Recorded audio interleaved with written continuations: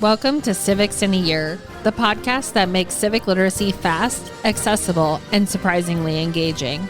In just 10 minutes an episode, we'll tackle one of 250 essential questions about American democracy, how it works, why it matters, and what it means for you. Whether you're a student, a teacher, or just someone who wants to better understand your country and your rights, you're in the right place. Civics in a Year is powered by the Civic Literacy Curriculum from the Center for American Civics and is produced in partnership with the School of Civic and Economic Thought and Leadership at Arizona State University. Welcome back, everyone. It is Field Trip Friday with our friend Jeremy Goldstein from the Trust for the National Mall. If you have not listened to the first two Field Trip Fridays, please do. They were so fun, and I am so excited because I just booked a couple trips to DC for business purposes, and I'm just so excited to go to the mall again. So, Jeremy, welcome back. Thank you so much again for being here. And today's field trip, we're taking the Civil Rights Tour, which is so fun. We talked about the Lincoln Memorial in a previous episode, but I will never forget going to the MLK Memorial for the first time and kind of turning that corner and seeing Dr. King carved out of stone. And it absolutely took my breath away. And it was so incredible. So I am stoked to talk about this. So we talked a little bit about this before, but why has the mall been central to major civil rights movements like Dr. King's I Have a Dream speech?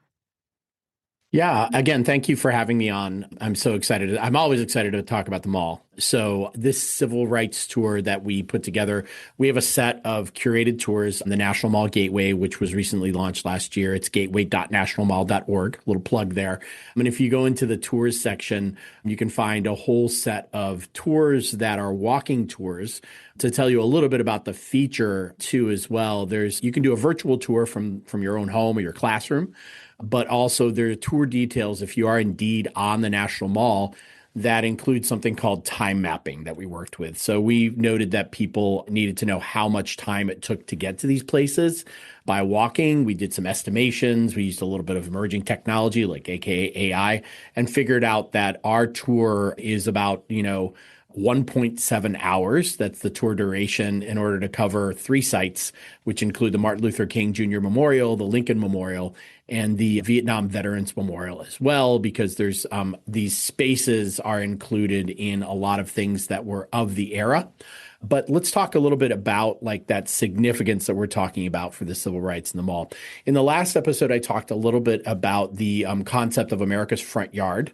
And I love to cite this term, 9,000 permanent events on the National Mall. And that includes advocacy, protests, demonstrations, things like that. Events like pickleball on the mall. The National Trust for the National Mall does pickleball on the mall.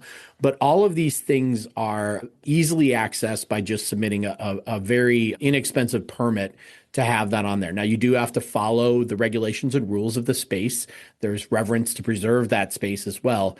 So that being the root of America's front yard, the civil rights movements were part of that First Amendment front yard space.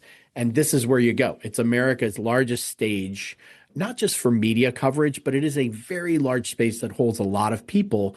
And what that does is that shows the interest and intentions of individuals in a movement. And that's why I think, we can link not only the civil rights movement, but in addition, any other large movement in the United States that's really wanting to make a statement and using that free speech. How do the MLK Memorial and the March on Washington kind of connect across time? Yeah, this is interesting because the MLK Memorial is, we'll say, recent 1980s. In 83, it was dedicated. The MLK Memorial is a very interesting memorial, too, is that Martin Luther King Jr. was a member of the Alpha Phi Alpha fraternity, when he was at Boston University. And later on, that legacy of that membership to the fraternity actually brought about the Martin Luther King Jr. Memorial. Money was raised to build the memorial in the 70s and 80s to commemorate it by members of Alpha Phi Alpha. They led that. And then later on, and when you want to do a memorial or any kind of monument, an act of Congress is required, a commission is required, and then fundraising is required. And I mentioned before, no single monument or memorial, it was just purely funded by federal money. It is also sort of people put their voice in there in saying that they want to support this, so they fundraised for it. So that being said, the March on Washington as a significant event in the 1960s with Martin Luther King's march and the commemoration of the plaque on the Lincoln as well, where he stood and had the I Have a Dream speech, these are iconic moments. But also, if you look at that space before Martin Luther King in the 1930s, where Marian Anderson performed there as she was barred from performing in other spaces in Washington, D.C. So there is a through line between those two events. But in addition to that, there's that line that connects that free speech space. And where better to kind of get on stage and get in front of many people, thousands of people, to talk about civil rights and to deliver the I Have a Dream speech. That's the National Mall. That's the place to do it. And what civic lessons can students and the general public really learn from kind of these public protests, these marches on the mall? Yeah, the concept for a permit and the idea, if you're going to set up a demonstration, a public demonstration, it's been long linked to that right that Americans have for free speech, but there's also a responsibility there.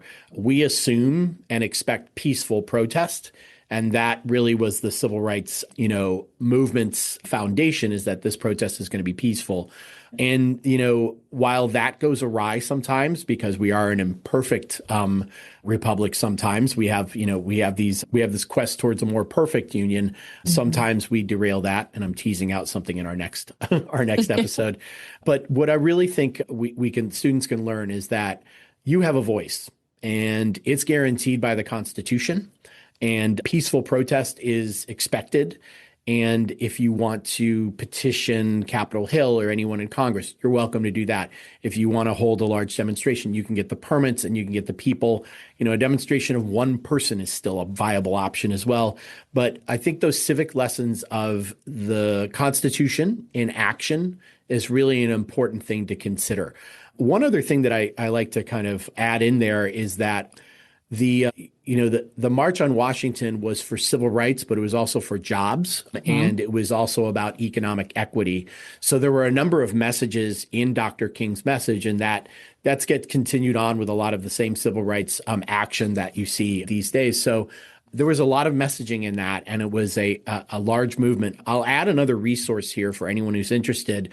On the Trust webpage, we have connection to the March On podcast, and that was a partnership we had with Netflix that created the Rustin movie, which was a story of Bayard Rustin and the development of the civil rights movement and the March on Washington. The March On podcast follows that experience, and you can walk the mall or you can follow it through the gateway and listen to the podcast, which describes these sort of stops and places for the civil rights movement on the National Mall. I'm so excited to do this because I think there are probably listeners right now who have never heard of Bayard Rustin, and he, was the architect of this March on Washington.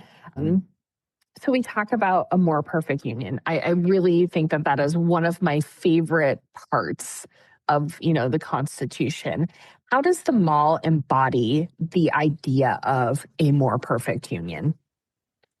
I think there's hope in that statement. I'm going to get a little bit sentimental there as an American and as a civics person and a teacher, a longtime teacher. I think if we're striving for a more perfect, it assumes that there's more work to be done.